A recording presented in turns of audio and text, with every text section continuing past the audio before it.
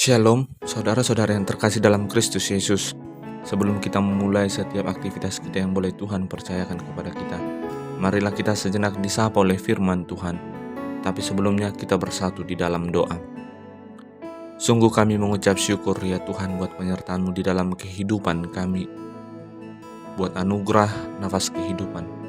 Kami boleh bangun dari tempat tidur kami masing-masing.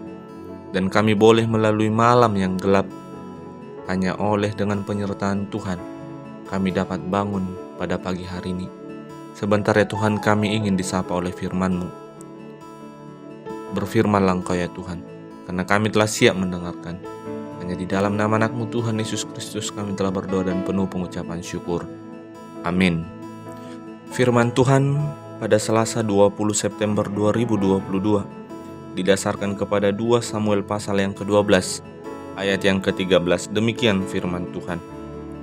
Lalu berkatalah Daud kepada Natan, "Aku sudah berdosa kepada Tuhan." Dan Natan berkata kepada Daud, "Tuhan telah menjauhkan dosamu itu. Engkau tidak akan mati." Demikian firman Tuhan. Bapak Ibu saudara-saudara yang terkasih dalam Kristus Yesus, seorang anak yang berusia 6 tahun bernama Roberto Salazar. Dia adalah seorang anak yang mengidap penyakit yang langka, yang membuatnya tidak merasakan sakit alias mati rasa. Ia juga pernah melakukan hal yang membuat orang tuanya panik, yakni dia menggigit lidahnya sampai putus. Dan juga dia pernah terjatuh dan tidak merasakan apa-apa. Saat bangun pada pagi hari, lukanya sudah menganga besar di bagian kakinya. Penyakit seperti itu jelas mungkin membahayakan. Namun mati rasa secara mental pun tidak kalah mengerikannya dan sangat membahayakan hidup seseorang. Raja Daud sempat mengalami hal ini. Ketika dia jatuh ke dalam dosa perzinahan, Allah mengutus seorang nabi bernama Nabi Natan untuk menegurnya. Hamba Allah itu datang dengan perumpamaan. Tidak sedikit pun Raja Daud merasa tersindir, merasa ditegur, merasa diperingati oleh Tuhan lewat kisah orang kaya dan orang miskin.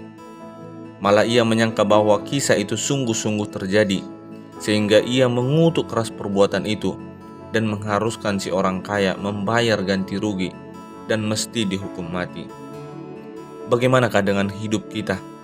Apakah kita mempunyai kepekaan untuk memahami dan mengerti akan kehendak dan perkataan Tuhan di dalam kehidupan kita? Bapak Ibu saudara-saudara yang terkasih dalam Kristus Yesus, ada beberapa hal yang boleh kita ambil dari firman Tuhan pada pagi hari ini. Yang pertama, Tuhan tahu segala sesuatu di dalam kehidupan kita.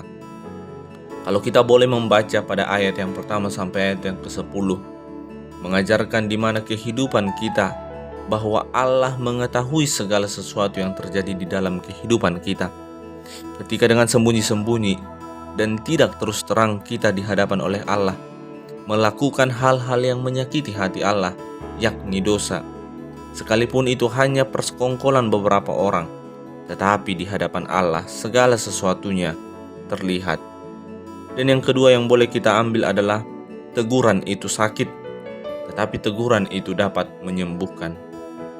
Menarik apa yang disampaikan oleh Nabi Natan kepada Raja Daud, di mana tanpa basa-basi Nabi Natan secara terus terang mengungkapkan dosa Daud, yakni mengenai perselingkuhan Daud dan juga pembunuhan yang dilakukan Daud terhadap Uria, istri Batseba. Teguran merupakan suatu hal yang menyakitkan di dalam hidup kita. Mungkin membuat kita malu, mungkin membuat kita sakit hati, mungkin membuat kita dendam, lesu hati, dan bahkan mungkin kita takut terhadap hukuman Allah. Tetapi satu hal yang kita perlukan di dalam sebuah pengakuan dosa, yakni ketika kita mengaku di hadapan Allah bahwa kita benar-benar telah melakukan dosa, seperti yang dinyatakan oleh Daud sebagaimana tertulis di ayat 13 yang baru saja kita baca. Lalu berkatalah Daud kepada Natan, "Aku sudah berdosa kepada Tuhan." Tetapi pengakuan Raja Daud kepada Natan, sehingga Nabi Natan Nabi Allah menyampaikan bahwa Tuhan telah meluputkan dia. Tuhan telah menjauhkan dosanya sehingga dia memperoleh kehidupan, yakni dia dijauhkan dari kematian. Dan pengajaran yang ketiga yang boleh kita ambil dari firman Tuhan pada pagi hari ini, yakni Tuhan menyiapkan sesuatu yang baru ketika kita mau berubah. Satu hal yang boleh kita ambil dari perikop kita pada pagi hari ini adalah ketika Tuhan melihat kesungguhan hati kita di dalam pertobatan kita, maka yakin dan percayalah, Tuhan telah menyiapkan sesuatu yang baru kepada kita. Firman Tuhan di atas menyiratkan beberapa kebenaran dalam hidup kita. Bagaimana firman Tuhan juga telah menegur Raja Daud. Firman ini juga yang menegur kita pada pagi hari ini. Bapak Ibu saudara-saudara yang terkasih dalam Kristus Yesus, jangan pernah biarkan dosa-dosa kita menutupi karya dan kasih karunia Tuhan. Tetapi biarlah hanya damai dan kasih karunia Tuhan berkarya di dalam hidup kita. Karena pengakuan dosa dan pemulihan Tuhan telah dilakukan di dalam kehidupan kita. Bagaimanakah hidup kita sekarang? Apakah kita sedang berada di dalam ketidaknyamanan karena dosa, kesalahan dan pelanggaran kita? Mari ambil langkah, mendengarkan teguran, dan berbalik dari dosa kita. Janganlah kiranya kita mengeraskan hati dan tidak peka terhadap firman dan kehendak Tuhan. Kadang-kadang kita pun keras dan tidak peka.